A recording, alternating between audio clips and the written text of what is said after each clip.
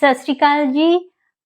Net ਦੀ ਤਿਆਰੀ ਕਰ ਰਹੇ ਵਿਦਿਆਰਥੀਆਂ ਦੇ ਲਈ ਸੈਕੰਡ ਯੂਨਿਟ ਨੂੰ ਆਧਾਰ ਬਣਾ ਕੇ ਲੈ ਕੇ ਆਈ ਹਾਂ ਫਿਰ ਤੋਂ MCQ ਕੁਐਸਚਨਸ। ਪਹਿਲਾ ਪ੍ਰਸ਼ਨ ਹੈ, ਆਦਿ ਗ੍ਰੰਥ ਦੀ ਬਾਣੀ ਕਿੰਨੇ ਰਾਗਾਂ ਵਿੱਚ ਹੈ?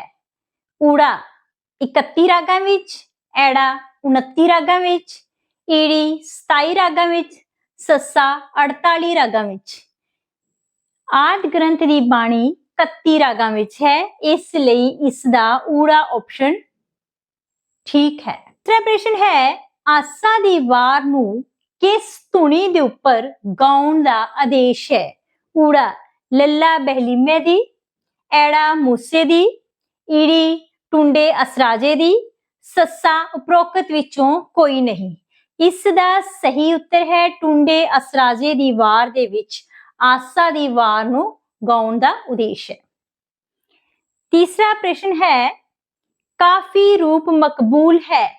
ਊੜਾ ਗੁਰਬਾਣੀ ਵਿੱਚ, ਐੜਾ ਸੂਫੀ ਕਾਵਿ ਵਿੱਚ, ਈੜੀ ਸੰਤ ਕਾਵਿ ਵਿੱਚ, ਸੱਸਾ ਆਧੁਨਿਕ ਕਾਵਿ ਵਿੱਚ।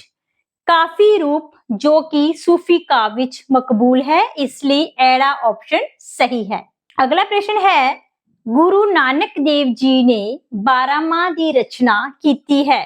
ਊੜਾ ਰਾਗ ਮਾਝ ਵਿੱਚ, ਐੜਾ ਸਿਰੀ ਰਾਗ ਵਿੱਚ, ਈੜੀ ਮਾਰੂ ਰਾਗ ਵਿੱਚ, ਸੱਸਾ ਰਾਗ ਤੁਖਾਰੀ ਵਿੱਚ। ਗੁਰੂ ਨਾਨਕ ਦੇਵ ਜੀ ਨੇ 12ਮਾਹ ਦੀ ਰਚਨਾ ਰਾਗ ਤੁਖਾਰੀ ਵਿੱਚ ਕੀਤੀ ਹੈ, ਇਸ ਲਈ ਇਸ ਦਾ ਆਪਸ਼ਨ ਸੱਸਾ ਠੀਕ ਹੈ। ਪੰਜਵਾਂ ਪ੍ਰਸ਼ਨ ਹੈ, ਦੁਰਗਾ ਪਾਠ ਬਣਾਇਆ ਸਭੇ ਪੌੜੀਆਂ ਫੇਰ ਨਾ ਜੂਨੀ ਆਇਆ ਜਿਨ ਇਹ ਗਾਇਆ। ਇਹ ਕੀ ਹੈ? ਊੜਾ ਮੰਗਲਾਚਰਨ ਹੈ, ਐੜਾ ਮਹਾਤਮ ਹੈ, ਈੜੀ ਵਸਤੂ ਨਿਰਦੇਸ਼ ਹੈ, ਸੱਸਾ ਉਪਰੋਕਤ ਵਿੱਚ ਕੋਈ ਨਹੀਂ ਹੈ। ਇਸ ਦਾ ਸਹੀ ਉੱਤਰ ਹੈ ਮਹਾਤਮ ਹੈ, ਐੜਾ ਆਪਸ਼ਨ ਠੀਕ ਹੈ। ਅਗਲਾ ਪ੍ਰਸ਼ਨ ਹੈ, ਗੁਰੂ ਅਰਜਨ ਦੇਵ ਜੀ ਨੇ 12ਮਾਹ ਦੀ ਰਚਨਾ ਕਿਸ ਰਾਗ ਵਿੱਚ ਕੀਤੀ ਹੈ? ਊੜਾ ਮਾਰੂ, ਐੜਾ ਸਿਰੀ, ਈੜੀ ਮਾਝ, ਸੱਸਾ ਤੁਖਾਰੀ। ਪਹਿਲਾਂ ਅਸੀਂ ਪੜ੍ਹਿਆ ਸੀ ਕਿ 12ਮਾਹ ਗੁਰੂ ਨਾਨਕ ਦੇਵ ਜੀ ਨੇ 12ਮਾਹ ਦੀ ਰਚਨਾ ਕਿਸ ਰਾਗ ਵਿੱਚ ਕੀਤੀ ਹੈ? ਗੁਰੂ ਨਾਨਕ ਦੇਵ ਜੀ ਨੇ 12ਮਾਹ ਦੀ ਰਚਨਾ ਰਾਗ ਤੁਖਾਰੀ ਵਿੱਚ ਕੀਤੀ ਹੈ ਤੇ ਗੁਰੂ ਅਰਜਨ ਦੇਵ ਜੀ ਨੇ 12ਮਾਹ ਦੀ ਰਚਨਾ ਮਾਝ ਵਿੱਚ ਕੀਤੀ ਹੈ, ਇਸ ਲਈ ਇਸ ਦਾ ਈੜੀ ਆਪਸ਼ਨ ਸਹੀ ਹੈ। ਅਗਲਾ ਪ੍ਰਸ਼ਨ ਹੈ, ਅਸ਼ਟਪਦੀ ਰੂਪ ਕਿਸ ਬਾਣੀ ਵਿੱਚ ਵਰਤਿਆ ਗਿਆ ਹੈ? ਊੜਾ ਸ਼ਬਦ ਹਜ਼ਾਰੇ, ਐੜਾ ਜਾਪ ਸਾਹਿਬ, ਈੜੀ ਸੁਖਮਨੀ ਸਾਹਿਬ, ਸੱਸਾ ਕੀਰਤਨ ਸੋਹਿਲਾ। ਅਸ਼ਟਪਦੀ ਰੂਪ ਸੁਖਮਨੀ ਸਾਹਿਬ ਵਿੱਚ ਵਰਤਿਆ ਹੈ, ਇਸ ਲਈ ਈੜੀ ਆਪਸ਼ਨ ਸਹੀ ਹੈ। ਅਗਲਾ ਪ੍ਰਸ਼ਨ ਹੈ, ਗੁਰੂ ਨਾਨਕ ਦੇਵ ਜੀ ਨੇ ਰਚਨਾ ਕੀਤੀ ਹੈ? ਊੜਾ ਕੁਝ ਕਾਫੀਆਂ ਦੀ, ਐੜਾ 12ਮਾਹ ਮਾਝ, ਈੜੀ ਟੁੰਡੇ ਅਸਰਾਜੇ ਦੀ ਵਾਰ, ਸੱਸਾ ਉਪਰੋਕਤ ਵਿੱਚੋਂ ਕੁਝ ਨਹੀਂ। ਇਸ ਦਾ ਸਹੀ ਉੱਤਰ ਹੈ ਕਿ ਉਪਰੋਕਤ ਵਿੱਚੋਂ ਕੁਝ ਵੀ ਨਹੀਂ ਗੁਰੂ ਨਾਨਕ ਦੇਵ ਜੀ ਨੇ ਰਚਿਆ, ਇਸ ਲਈ ਸੱਸਾ ਆਪਸ਼ਨ ਠੀਕ ਹੈ। ਅਗਲਾ ਪ੍ਰਸ਼ਨ ਹੈ, ਸ਼੍ਰੀ ਗੁਰੂ ਗ੍ਰੰਥ ਸਾਹਿਬ ਬੋਧ ਦਰਪਣ ਰਚਨਾ ਹੈ?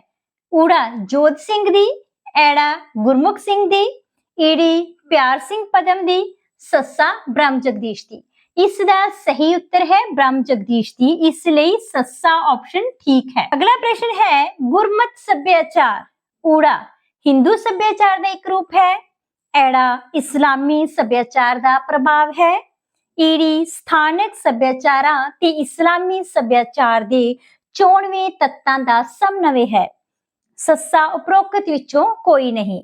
ਇਸ ਦਾ ਸਹੀ ਉੱਤਰ ਹੈ ਸਥਾਨਕ ਸੱਭਿਆਚਾਰਾਂ ਤੇ ਇਸਲਾਮੀ ਸੱਭਿਆਚਾਰਾਂ ਦੇ ਚੋਣਵੇਂ ਤੱਤਾਂ ਦਾ ਸਮਨਵਯ ਹੈ, ਇਸ ਲਈ ਇਸ ਦੀ ਆਪਸ਼ਨ ਈੜੀ ਠੀਕ ਹੈ।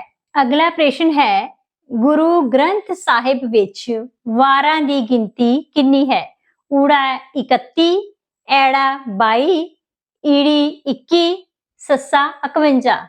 ਗੁਰੂ ਗ੍ਰੰਥ ਸਾਹਿਬ ਦੇ ਵਿੱਚ 22 ਵਾਰਾਂ ਹਨ, ਇਸ ਲਈ ਇਸ ਦਾ ਸਹੀ ਉੱਤਰ ਐੜਾ ਆਪਸ਼ਨ ਹੈ। ਅਗਲਾ ਪ੍ਰਸ਼ਨ ਹੈ, ਗੁਰਮੁਖੀ ਅੱਖਰ ਕਰਮ ਅਨੁਸਾਰ ਲੜੀਵਾਰ ਲਿਖੋ। ਤਾਲਵੀ ਚੱਚਾ ਜੱਜਾ, ਮੂਰਤਨੀ ਟੈਂਕਾ ਡੱਡਾ, ਕੰਠੀ ਕੱਕਾ ਗੱਗਾ, ਦੰਤੀ ਤੱਤਾ ਥੱਥਾ। ਇਹਨਾਂ ਵਿੱਚੋਂ ਕਿਹੜੀ ਆਪਸ਼ਨ ਸਹੀ ਹੈ? ਇਹਨਾਂ ਦੇ ਵਿੱਚੋਂ ਸਹੀ ਆਪਸ਼ਨ ਹੈ, ਪਹਿਲਾ ਹੈ ਕੰਠੀ, ਕੰਠੀ, ਫਿਰ ਹੈ ਤਾਲਵੀ, ਉਸ ਤੋਂ ਬਾਅਦ ਹੈ ਮੂਰਧਨੀ, ਉਸ ਤੋਂ ਬਾਅਦ ਹੈ ਦੰਤੀ। ਇਸ ਲਈ ਇਸ ਦਾ ਸਹੀ ਉੱਤਰ ਹੈ ਏੜੀ ਆਪਸ਼ਨ। ਕਿਹੜੀ ਧਾਰਾ ਪਰਮਾਤਮਾ ਨੂੰ ਨਿਰਗੁਣ ਦੱਸਦੀ ਹੈ? ਊੜਾ ਭਗਤ ਬਾਣੀ, ਐੜਾ ਗੁਰਮਤ ਕਾਵ, ਈੜੀ ਕਿੱਸਾ ਕਾਵ, ਸੱਸਾ ਸੂਫੀ ਕਾਵ।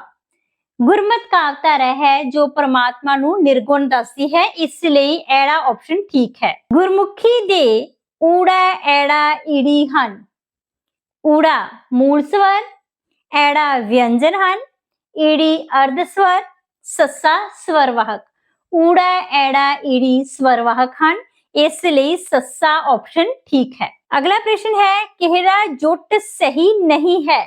ਊੜਾ ਬਾਬਾ ਫਰੀਦ ਗੁਰੂ ਨਾਨਕ 15ਵੀਂ ਸਦੀ ਵਿੱਚ, ਐੜਾ ਗੁਰੂ ਅਰਜਨ ਦੇਵ ਦਮੋਦਰ 16ਵੀਂ ਸਦੀ ਵਿੱਚ, ਈੜੀ ਬੁੱਲੇ ਸ਼ਾਹ ਵਾਰਿਸ ਸ਼ਾਹ 18ਵੀਂ ਸਦੀ ਵਿੱਚ, ਸੱਸਾ ਹਾਸ਼ਮ ਸ਼ਾਹ ਮੁਹੰਮਦ 19ਵੀਂ ਸਦੀ ਵਿੱਚ। ਇਸ ਦੇ ਵਿੱਚ ਕਿਹੜਾ ਜੁੱਟ ਸਹੀ ਨਹੀਂ ਹੈ? ਇਸ ਦੇ ਵਿੱਚ ਬਾਬਾ ਫਰੀਦ ਤੇ ਗੁਰੂ ਨਾਨਕ ਦੇਵ ਜੀ ਜੋ ਕਿ 15ਵੀਂ ਸਦੀ ਦੇ ਵਿੱਚ ਜਿਹੜੀ ਆਪਸ਼ਨ ਹੈ ਉਹ ਸਹੀ ਨਹੀਂ ਹੈ, ਇਸ ਲਈ ਊੜਾ ਆਨਸਰ ਇਸ ਦਾ ਠੀਕ ਹੈ। ਅਗਲਾ ਹੈ, ਕਿਹੜੇ ਲੋਕ ਕਾਵ ਰੂਪਾਂ ਦੀ ਵਰਤੋਂ ਗੁਰਬਾਣੀ ਵਿੱਚ ਨਹੀਂ ਹੋਈ?